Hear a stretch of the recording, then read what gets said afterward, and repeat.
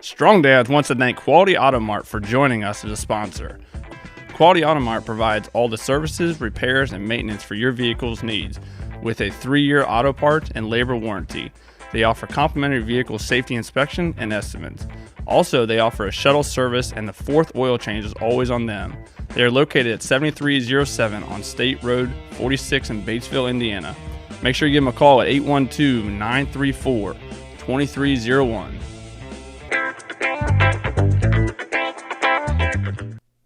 Welcome to Strong Dads. This is Merle Hutchinson, and man, we got a great show for you guys today. In this show, Kyle and I had an opportunity to do something that neither he and I have ever done before. We visited a local ski area in our area called Perfect North Slopes, and we interviewed the director of operations during this show, Tim Dahl.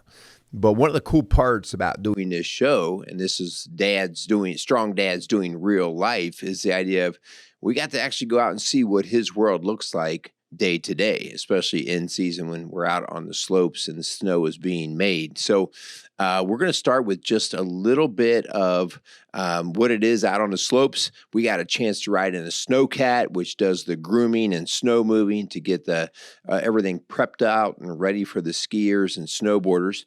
We also, in this particular start of this video, the guy driving the snowcat is Tim Dahl's brother, Andy Dahl. And so he's the mountain manager. He's the guy who basically takes care, makes sure that all the hillsides are groomed, the equipment's ready to roll, and everybody's safe out on the slopes. So anyway, let's get this started, and I also have to apologize to you. We had some microphones running during this whole filming, but there was so much noise and static inside the cabin of the snowcat, and plus there's snow blowers that are just making there's snow cannons that are making all the snow.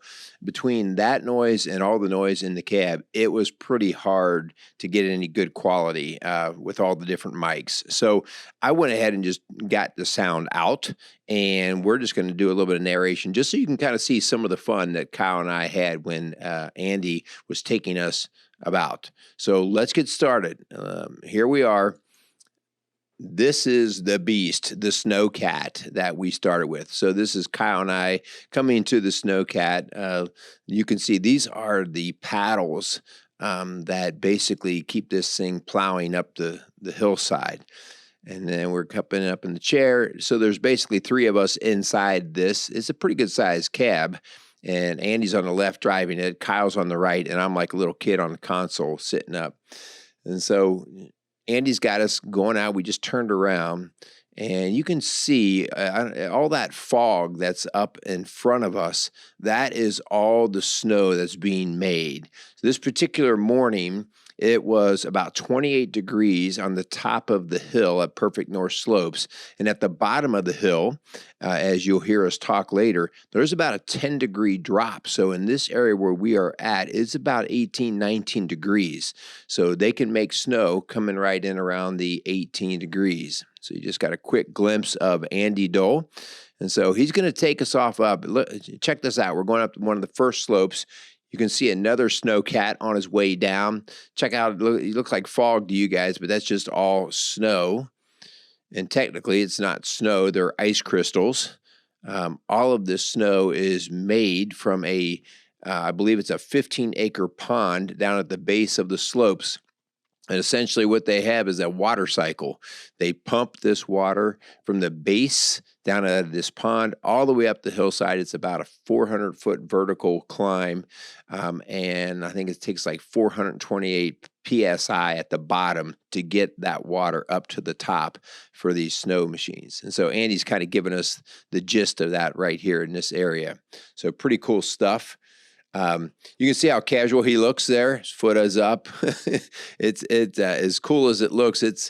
He would describe it as it's kind of like cutting grass in your zero turn every single day. So at first it's kind of fun and exciting, but then it gets a little bit old.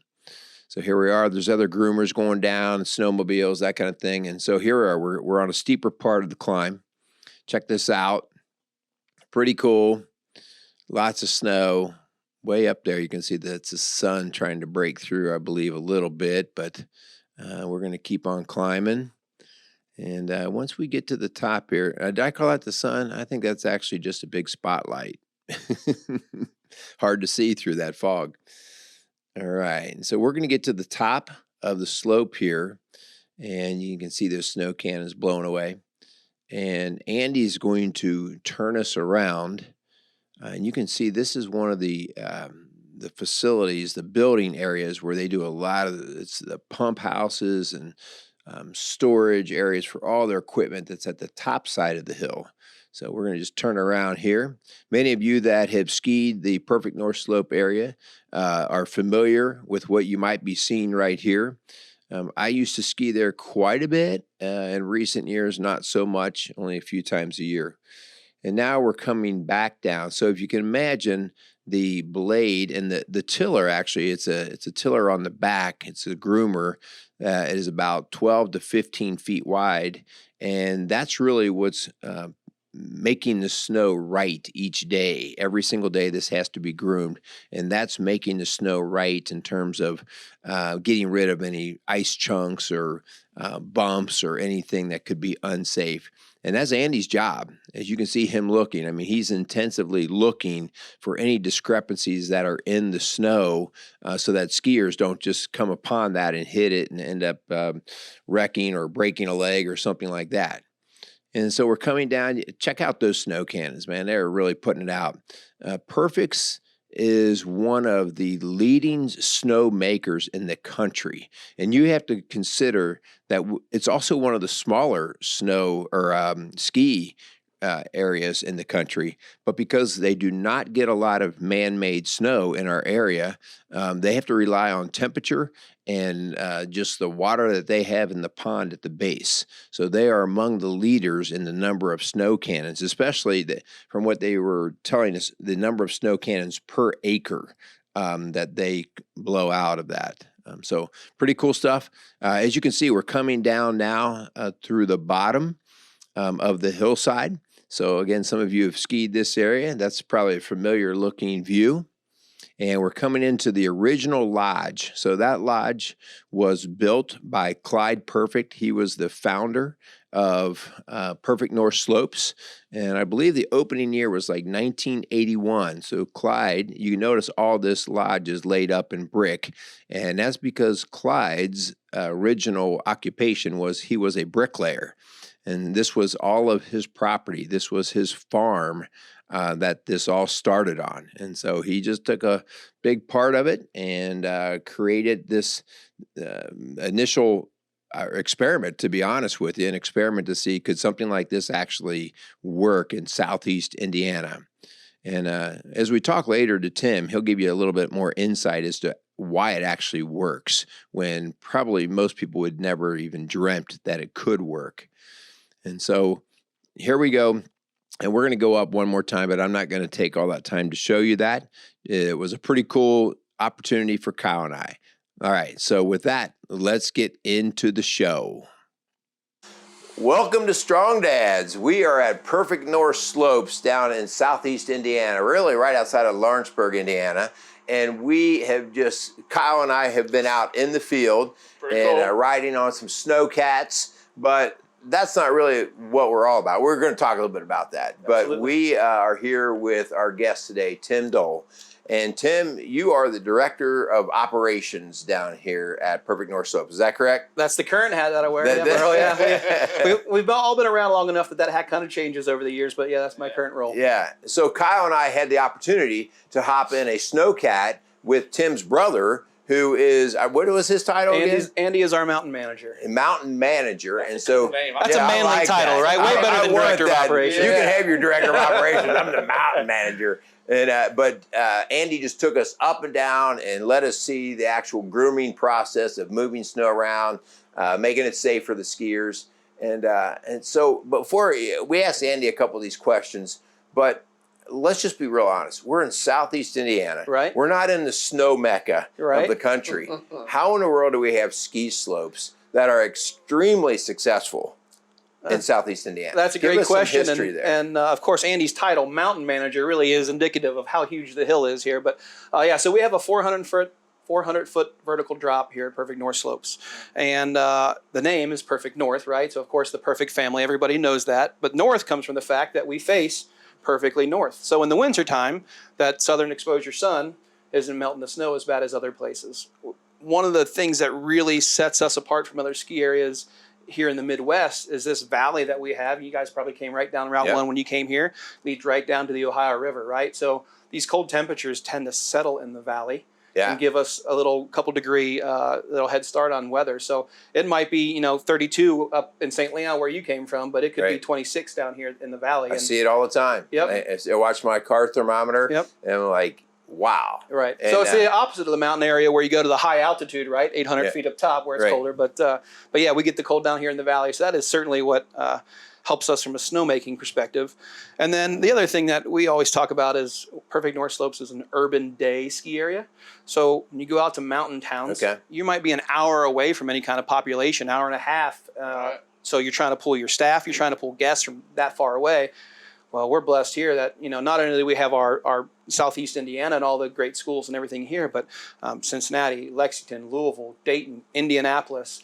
We within an hour and a half, we have so many great metropolitan areas to draw from that makes it successful for us. There's no, as you come here, there are no overnight lodges here on the property. Right. Correct. People can go either they're close back home, or if they do come from a farther place away, they can stay at a hotel in the general area. And then the other thing that really sets us apart is because of the size of the ski area, the footprint not being huge, we have lighting across the entire area. So out west, most ski areas close at 4:30 in the afternoon. Well, that's when everybody's getting off work, right? So we have a huge draw that we have all these schools and everybody come out on the weeknight. So we're open till 9:30 on the weekdays. And then Friday and Saturday, we stay open until midnight. And we ski into the wee hours. So you see Olympians like Nick Gepper say, I got off the bus at home and I'd come straight to Perfect North Slopes and I would lap that chair over and over and over again for 5 hours after school. Well, they can't do that out west. So that's why when you see so many great skiers coming out of the Midwest and specifically Perfect North Slopes, that's a big reason why. Yeah, they're getting a lot of hours in, even though people may not suspect that you could do that here. Right. Yeah. Right. Well, it's amazing stuff, and we're going to be showing you guys some footage over our snowcat ride and all that because it was just fun. It was cool. That's a heck of a piece of equipment. Kyle and I both put in a bid to buy one. You probably puckered the first time you went over the hill a little bit, right? What was so funny when the snow's coming down and it's like, I'm not really sure where we're going here. You can't see it all. Right. Well, Andy, being your brother, you guys are both like the coolest demeanor in the world. We're getting ready to drop off a cliff, and Andy's just like da da da da da. So he keeps you from freaking out. So, and those guys always tell me it's like cutting your grass, except you do it every single day, right? So cutting your grass for the first time in the spring feels great, but when you do it every single day for about 4 or 5 hours, it kind of gets you get pretty comfortable with it. Yeah. Well, Tim, part of why we are here is, again, this is Strong Dads Doing Real Life. And Kyle and I have a mission of saying, it's time to call men to order. In this country, we have a man problem. And we can call it whatever we want. We can call it a government problem. We can call it an economic problem. We can call it all kinds of problems. But at the end of the day, our families are falling apart, and it's largely due to our dads exiting the scene or just not doing what they need to, because the masculine strength, whether we want to try to argue it or not, is a strength that glues that family together. The mom keeps it rolling and moving, but dad's strength is amazing in terms of getting those kids maturing up through the years and doing well, and then repeating the cycle for the next generation, right? And now the cycles that are repeating are not healthy cycles. And so, Tim, I've known you a bit. We do go to the same church together, but I didn't know you a whole lot through the church. Just through other means. And I know that your faith is important, but what I would like to challenge you with a little bit today is tell me what God has to do with what you do here and running these operations and the people. How many employees do you have here? So each year we go from about 40 year-round full-time employees to 1,500 or so seasonal employees, plus another 300 ski patrol volunteers. Wow. And we do that in 1 week, and we never know what week it's going to be. Yeah. So one of the great things is that we have a really high return rate of former employees. I think it's because it's a fun place to work. But about 65 to 70% of our people get laid off every March, and then they show back up again with a couple weeks' notice in the winter. And let me say something, too, because I think this is worth stating.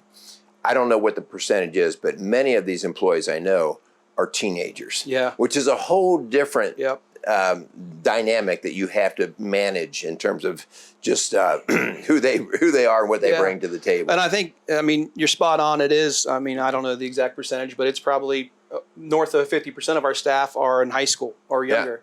We start hiring at age 14. So for a lot of kids, when nobody else is willing to give them some work, we'll let them have a couple hours a week as a 14 and 15-year-old.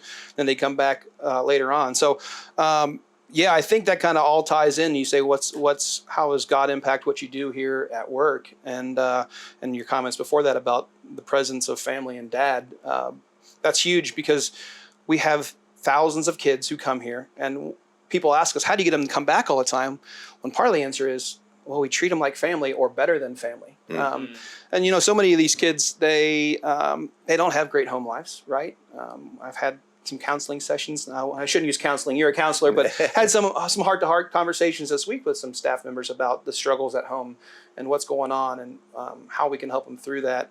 And a lot of times they just want an ear. They want a friend they can talk to, and not always a peer, because sharing some of those vulnerabilities with your peers is hard. And but having a grown-up they can bounce some things off of and have a heart-to-heart conversation. I was talking to a girl the other day with another member of management, and she was talking about just how her mom was just overwhelming and overbearing and all these things. And it got to the end, it's like, listen, that's your mom being a good mom. Yeah, she's worried about your social media. She's worried about you staying out until midnight. You think that's overbearing. You had 3 older siblings, and guess what? They probably taught your mom a lesson or two along the way and pulled some things off. So I think carrying our faith into our relationships with our staff is a huge way that I think God impacts what we have going on. We talk about, this organization being like the body, just like Scripture talks about, all the different roles of the body and how you all work together, and one's not greater than another. We have 10 different departments here. And so we have to always work those things together for, yours doesn't take priority over ours. We're working together, and we don't kind of have that "that's not my job" philosophy. Everybody throws in together. But I would say for sure the counseling and mentoring of so many youth who might be going through challenging times and don't have father figures. We have a lot of men in management here. We have females as well, but there's a lot of department heads that are might be in their young 20s, so they're approachable, or early 30s. They're not so old that they're like it doesn't apply to what's going on in Go ahead and my say life. it, Kyle. Yeah. They're not like me. Yeah, thanks, Kyle. Or me. Yeah, right. Yeah. So I just think I love the fact that we have so many opportunities for relationships and real talk with our staff members. Yeah.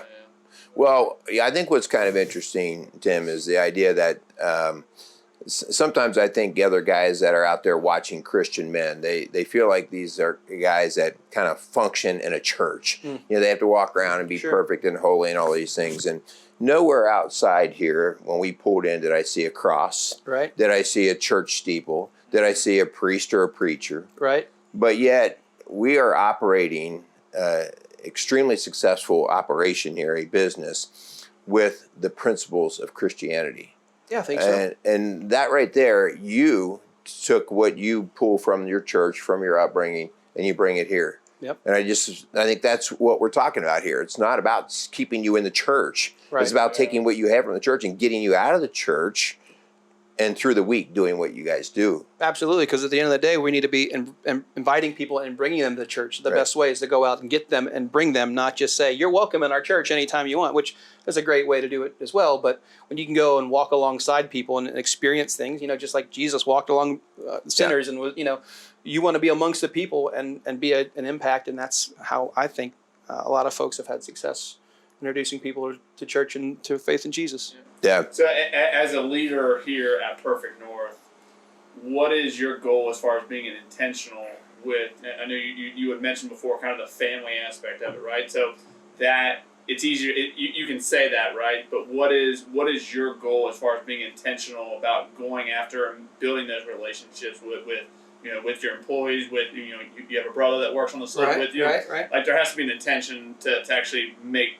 that an effort, right? It doesn't just happen. It is, and it's really challenging because it can be hot and heavy in here sometimes. I mean, there's a lot of people coming through these doors, which you were talking about our calm demeanor. It's because we've got years and years of experience. But for a lot of kids, that's a lot. And so when all that is happening, to take the time and say, okay, time out. We're going to pull back. We're going to have a conversation.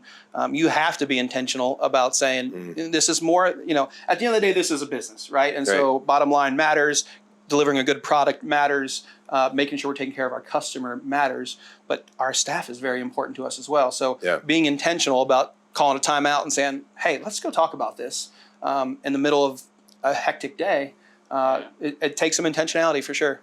Something that I've noticed just in my time around here, and Andy and Kyle and I were talking about it a little bit, is you are in management, but as you even mentioned before, you wear multiple hats. Oh, sure. And we talked about the idea of, and even the owner right now, Chip Perfect, taking out trash, Absolutely. picking up shovels, Absolutely. running a snowcat. Answering a phone, like what job needs to be done. Exactly. No job is too good or too little for you. And I think that's, part of being a family business and part of the family being present. One of the things that we, said for years, you are Perfect North Slopes. To our guests, you are Perfect North Slopes. It's not Chip Perfect, although he is the head and he's the president of this company. Every one of our employees is representing the family. So we want them to do that in the best way possible. And when we get good examples from leadership from the top down, from Chip to Jonathan Davis, our general manager, and everybody on our executive team who says, I'll pick up that trash, I'll clean up that table or that spill, I'll talk to that guest. Everybody throws in and does it all. We have our core competencies and our main roles that we have, but at the end of the day, we're showing people good time and cleaning up and just being hospitable, and every one of us can do that from the top down. Yeah. Okay, so we got to switch to a different chapter. All right. And that is, I know that you work 70, 80 hours a week here. We do spend some time here. And you have, in season, I don't know about out of season, in season, you have your own family. I do. How do you balance the work that you do here and being that Christian witness here, but also then doing that at home? Right. With your wife and your kids? Do they know who you are in the winter? Right. It is challenging for sure. And back to the word you used, intentionality. You have to be intentional. And sorry, babe, I know I'm not great at it, but it is hard. So we work about 75 hours a week usually. I try to be very protective of 1 day a week off, which for me was yesterday. Yesterday we celebrated my wife's birthday. It was a couple of days late for her. One of my daughter's birthdays is Sunday, and last night I put her to sleep crying because she said, "You're not going to be around on my birthday."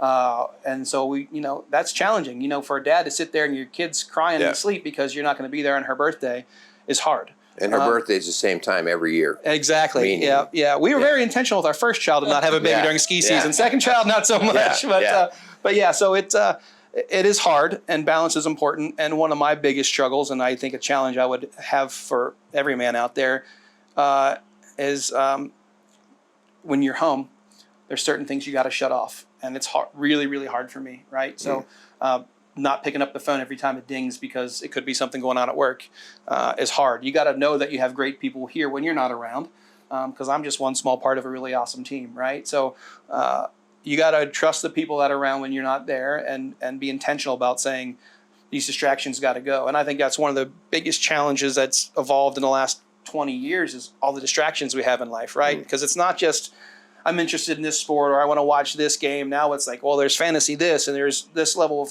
online whatever, and it's just like kids in sports. It's not just soccer anymore. Now it's indoor, it's outdoor. There's special training, and you're going to this camp, you're going to Florida for whatever. Everything has just been amped up.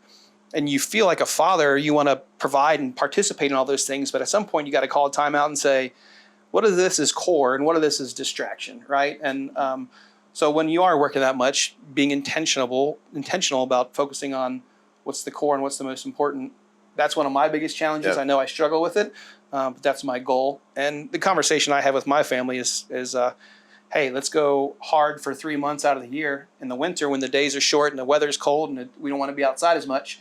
But then we have a lot more grace. I work more like 4 days a week in the off season. Yeah. So I have 3-day weekends all summer long when the kids are off school and the sun's out and the your days wife are saying, long. "Don't you have some work to do?" Right, exactly. Exactly. So, yeah. Yeah, I just think you used the word several times, and I want to point the word out. And Kyle, you mentioned it too, that intentionality. And I think this is where we're losing men, because there are so many distractions. Yep. And we as men are falling for the idea that our kids should be in this special soccer league, attend this special training, do this activity, have this phone, and we're just going, oh, okay, well, if that's what kids do. Right. And as you said, time out. As a man, I have to tell you, what does this do to our core value system? What does it do? And this is a call out right here. Like, we can't just go with the flow. We have to assess and discern, well, what's this going to do to our family? Right. And then we make a hard line, and whether our kids like it or not. And that's part of the problem, right? Because especially as your kids get to be in those teenage years, everybody's doing it. Yep. Right? But I remember using that phrase on my parents. Everybody's doing it. That's not going away anytime soon. Yeah. So that whole intentionality that you pointed out, I think is just critical. It's time for us to step up and say, well, they may be doing it, but in our home, this is what we value. Yep. I agree completely. So yeah, Tim, I got a question. So this has been something as of recently I've been learning and I've been reading books on it. What is your why? To me, especially in the fire service, when I ask the fireman, why do you show up to work, right? And I feel like you can tell a lot about a person. I feel like that's where a lot of passion comes in.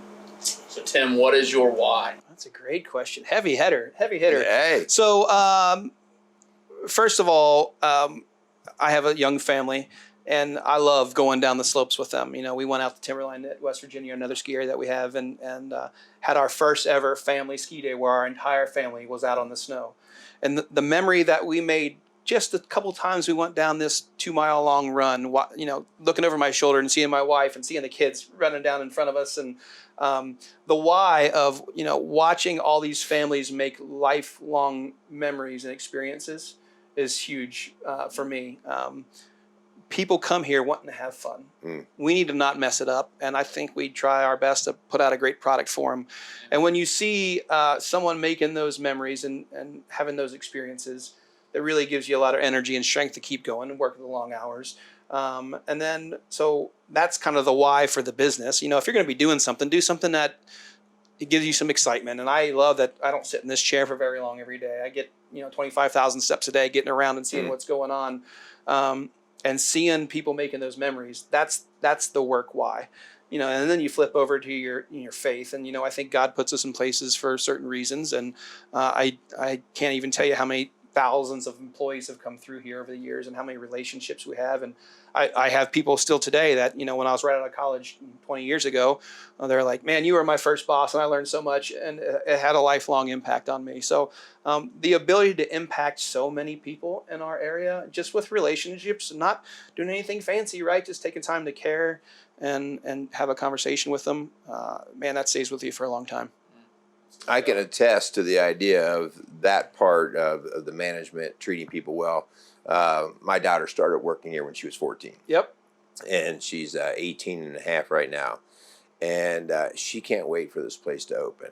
I mean, she quits all of her other jobs, which I'm not always happy about. Because sometimes we don't know when you guys are going to actually open. I think a lot of employers in the area hate that. They're like, wait a minute, what do you mean you're quitting to go work a 3-month job? That's right. That's right. But she just loves it. She goes, I have so much fun there. Yep. And, she can't wait to come back. That's great. And it's not because of the work. She serves food. Right.